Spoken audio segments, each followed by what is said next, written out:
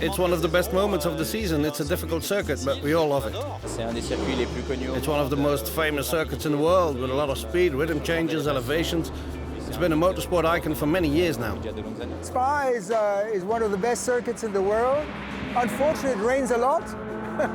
But when it's not raining, it's fantastic, and when it's raining, you have to deal with it. Many world champions have driven it. It's a privilege to race here.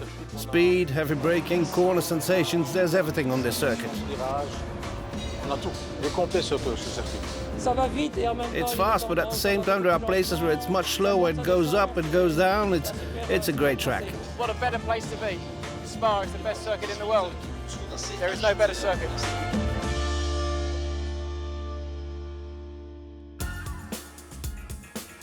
The enthusiasm for the Spa-Francorchamps circuit is a century old, just like the track, which recently celebrated its 100th anniversary.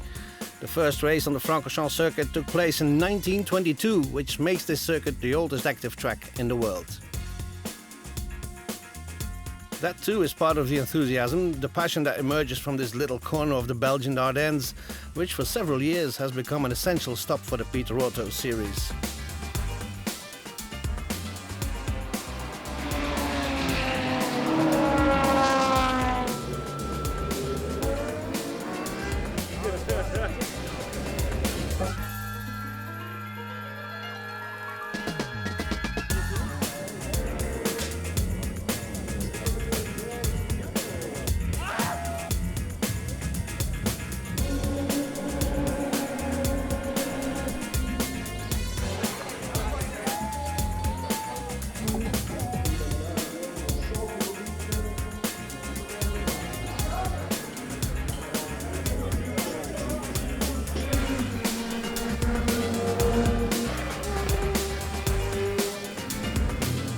Racing and fun, that is the spirit that reigned mid-May in the Francorchamps paddock during the Spa Classic meeting. The ingredients are clear: more than 400 racing cars, the most recent being from the 2000s, the oldest built in the 50s. They are divided according to their age and the category to compose 10 grids which follow each other on track to offer a true spectacle all weekend long.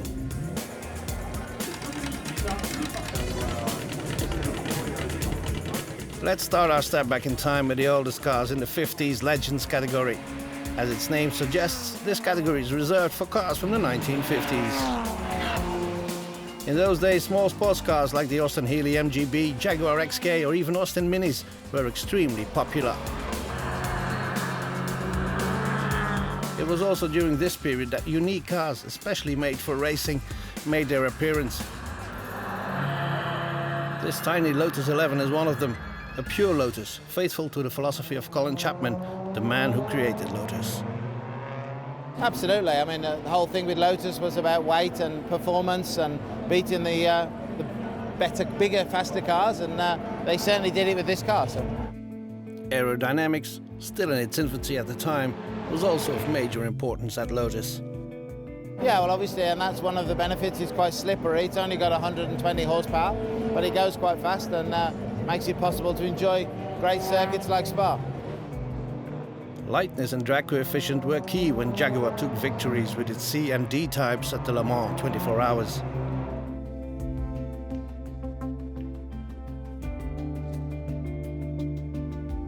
The D type is an immediately recognizable icon, with its fin positioned behind the driver's head, aluminum chassis and bodywork, and its disc brakes. This car was totally ahead of its time.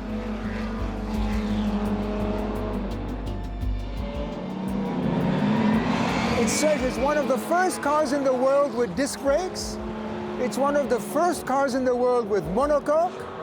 And it's one of the first cars in the world designed by an aeronautical engineer. So this car is put together with bolts like an airplane. That's a Porsche over there. It's just a bit older than me, so it's an old one, isn't it?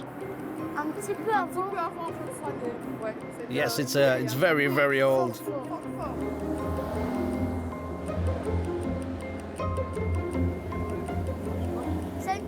And what's this one? That's an Aston Martin. A DB2 4 Bertone competition Spider, to be exact. Only 3 were built, and this one is the only one still in existence. Or even this extremely rare low-drag Jaguar E-Type. Or another British car, this Fraser-Nash Targa Florio.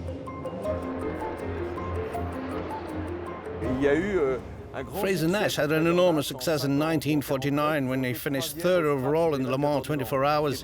It was a big surprise for everybody because nobody knew the car. It created some enthusiasm for the brand, and they built some 40 road versions of the racing car. And after that they created some other models like the Le Mans Coupé that also raced in Le Mans, or this Targa Florio. Une Targa Florio, c'est celle-là.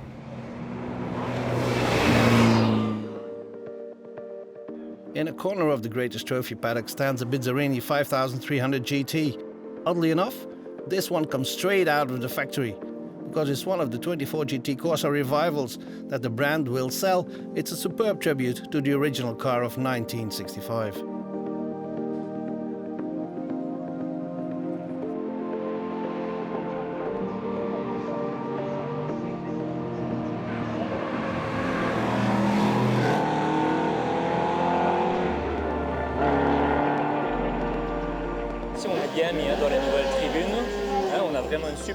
It's nice here in the new grandstands. We have a superb view of La Source and the Rédillon. That's great.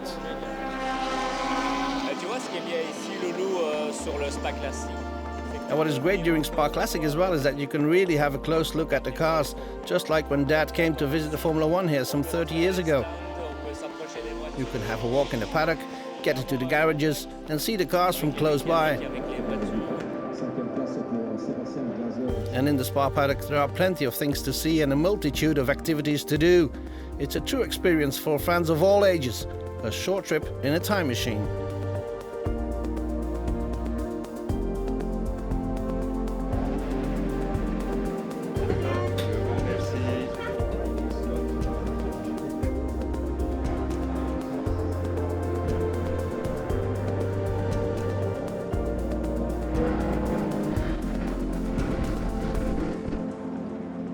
During the 60s started the golden age of endurance racing, resulting in a huge variety of cars during the race weekends.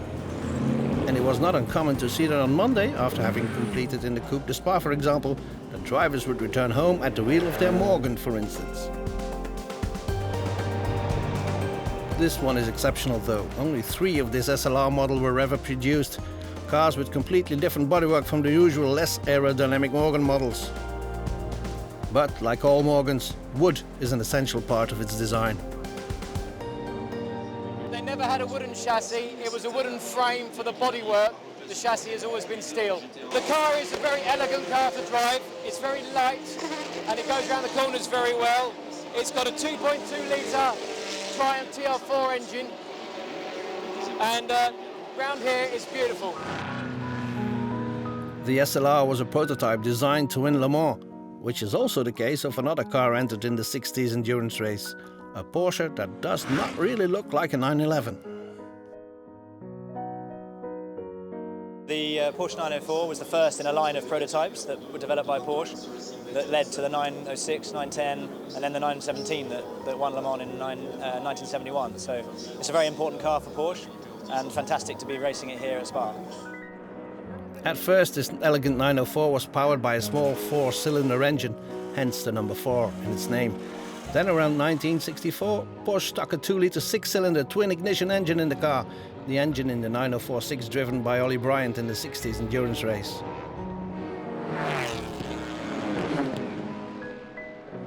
And endurance racing is synonym to driving at night. So the 60s endurance race ends in the dark to the growling sound of the V8 Shelby Cobras, which, as usual, dominated the race. There were no fewer than 12 of them in the top 15.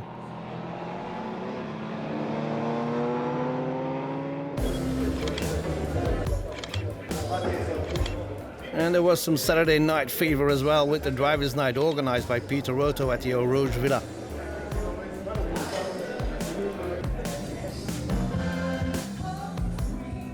Not all drivers were able to attend though. While most of them were having plenty of fun, others took their place on the starting grid for the Heritage Touring Cup, EHTC.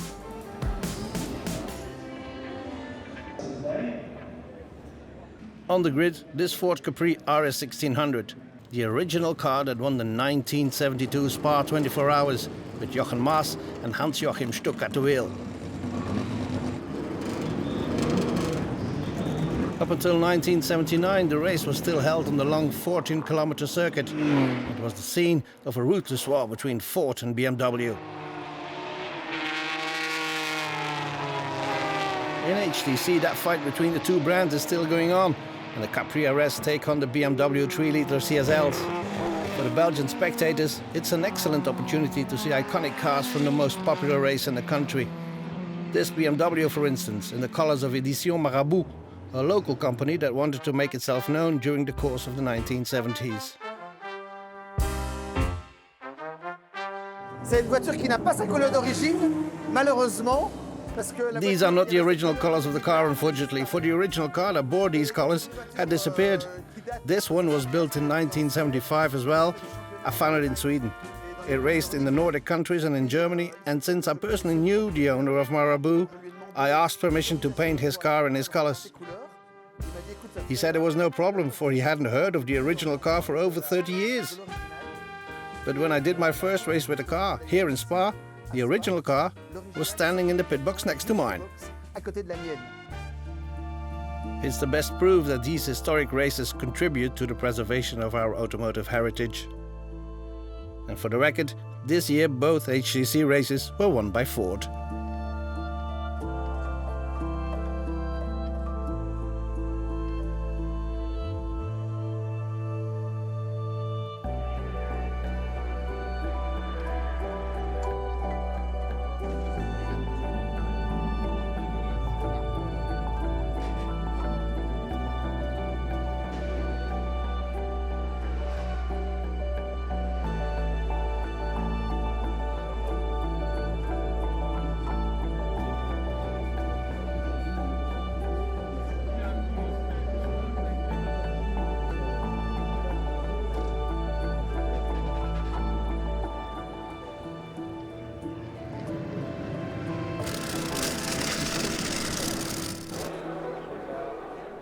Yes, this is indeed Zac Brown. The boss of McLaren is first and foremost a racing enthusiast, and Spa Classic fits perfectly into his very busy schedule. Definitely a car guy, a big car collector, and I like to get him out to drive. I appreciate all the great history of all these race cars here at Peter Auto. I don't participate nearly as much as I'd like to because I've got a busy day job. Well, this event is amazing. Patrick Peters put together a fantastic group of cars and drivers in Spa. There is nothing, no better racetrack in the world, and we even got a little bit of Spa wet weather coming. And the rain did indeed come down on Spa Classic, but gently and eventually to the delight of the 2-litre Cup drivers, who were able to slide the 911s around the corners. 2-litre Cup is a mono-brand formula dedicated to the iconic Porsche 911. But not just any 911, we're talking about the very first model here, powered by the 2-litre flat-six engine, a car that is best driven while sliding and drifting.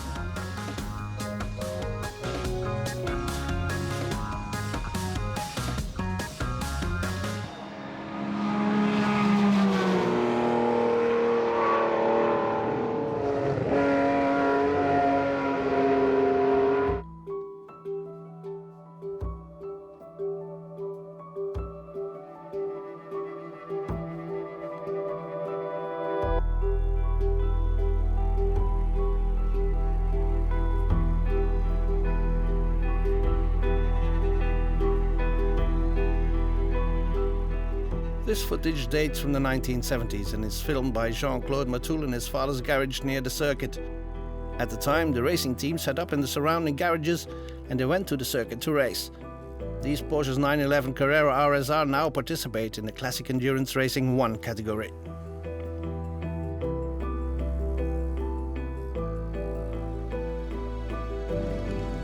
This category is reserved for GT cars and prototypes from 1966 to 1971. On the grid we find this rare McLaren M6B in pole position, followed by the very efficient Lola T70 and other Chevrons B19.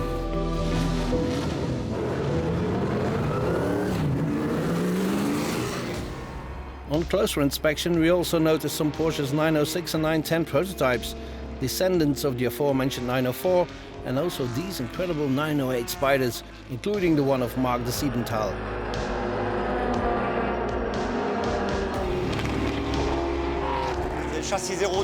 It's the O2 chassis, it's one of the first. This car was a development car for Porsche. Willy Kausen and Paul Frere did a lot of testing at the wheel of this car.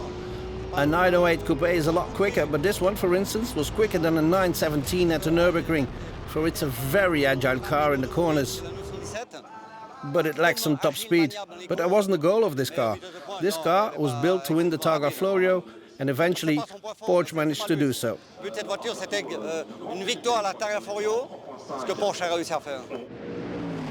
Just for the sound, let's close the CR1 chapter with a Matra MX650 and its V12 engine.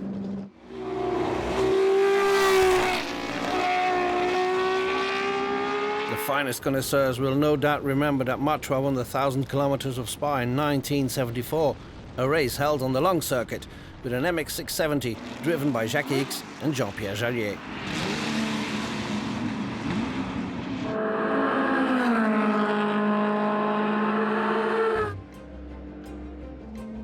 The cars of Classic Endurance Racing 2 are just a bit younger than those of CR1. There are prototypes in this category as well, with the Lola, Chevron, March, Ozello and a toy, but also some GT cars. At the end of the 1970s and the beginning of the 80s, bodybuilding was very fashionable, and racing cars were no exception.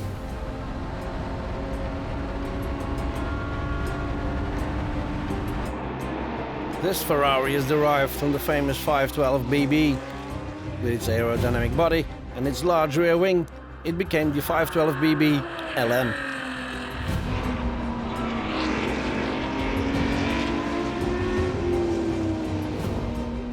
The BMW M1 was transformed into the M1 Pro car to take part in F1 support races. It was given some larger wings, and the six-cylinder inline produced a fiery downshift.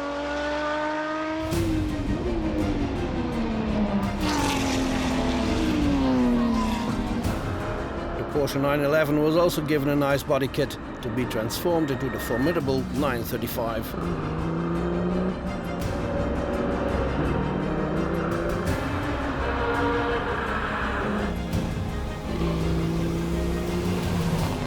And finally, this unique masterpiece. This is an Aston Martin DBS V8 RH AM1. It was built by RH, Robin Hamilton, a genius mechanic and driver who would take his creation to the GT podium in the 1977 Le Mans 24 Hours.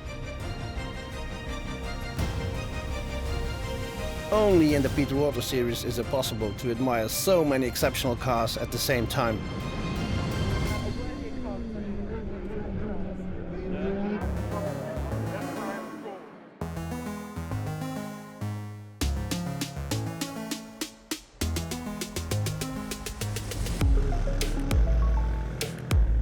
In the paddock and car parks near the circuit there are other beautiful things to admire. After all, Spa Classic is also an unmissable rendezvous for collectors' clubs. Hundreds of them meet each year in the Belgian Ardennes. The club allows to unite different models like the 6 Series or the O2 or the Z models. It's nice to see them all together. Do you see the double exhaust over there? That was typical for the 323i. They all had it. I propose we go and see the racing cars in the paddock now, for these are cars of BMW club members or spectators.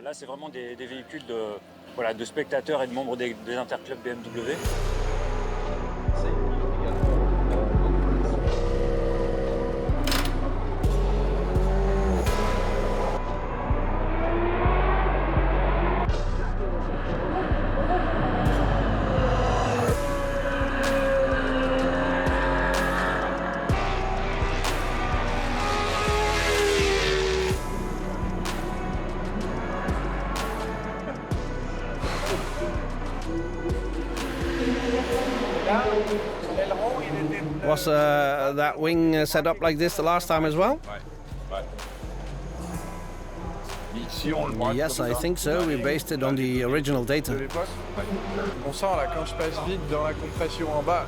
When I get to the bottom of the hill, I'm pretty quick, I think. But after that, I lift, for I'm a coward. No, you're not a coward. But I do think it should go flat out. Eric Callery, who won Le Mans driving a Peugeot 905, takes the Raidillon flat out. But he's a professional driver, which is not the case for the vast majority of gentlemen drivers taking the superb Group C cars to the track.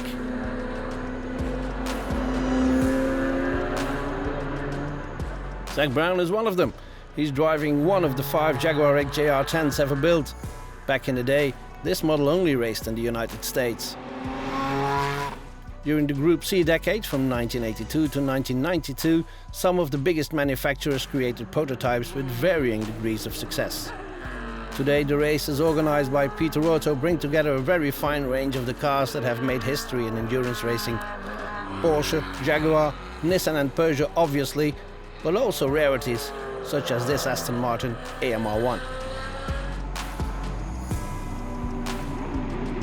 Aston only arrived in Group C in 1989, and only 3 chassis were built before the category disappeared. Without a doubt, the British manufacturer produced one of the most beautiful cars of this period, even though the AMR1 was not really very successful. Something which cannot be said of this Silver Arrow. In 1990, Mercedes entered the C11 in 8 championship races, and the car won 7 of them.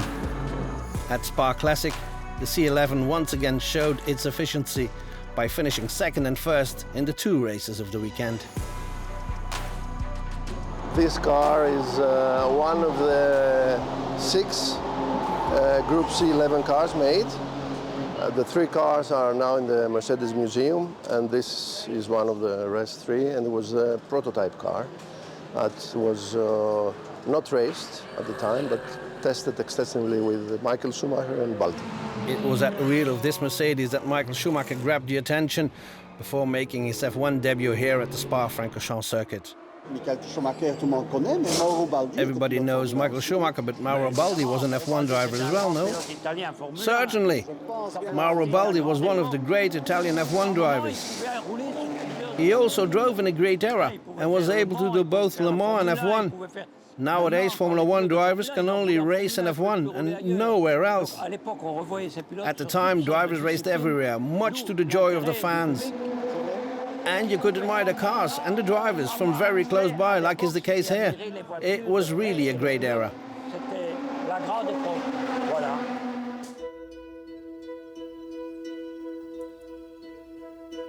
The F1 cars of the time, with their 3.5-litre naturally aspirated engines, required a quite similar driving style to some of the Group C cars. A good number of drivers regularly moved from one category to another.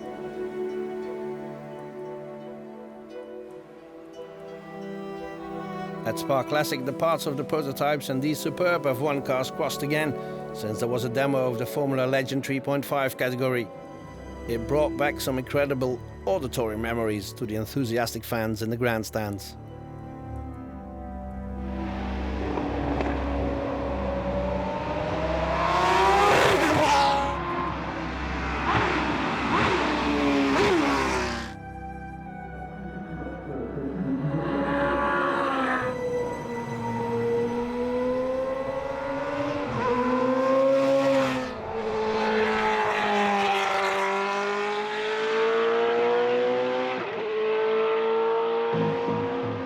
Time goes at the speed of light, but memories remain very vivid. Like those of the year 2000, when Audi conquered the first of its 13 victories at Le Mans, with a car whose name has become legendary, the R8. 23 years old already, and yet this car has not aged a bit.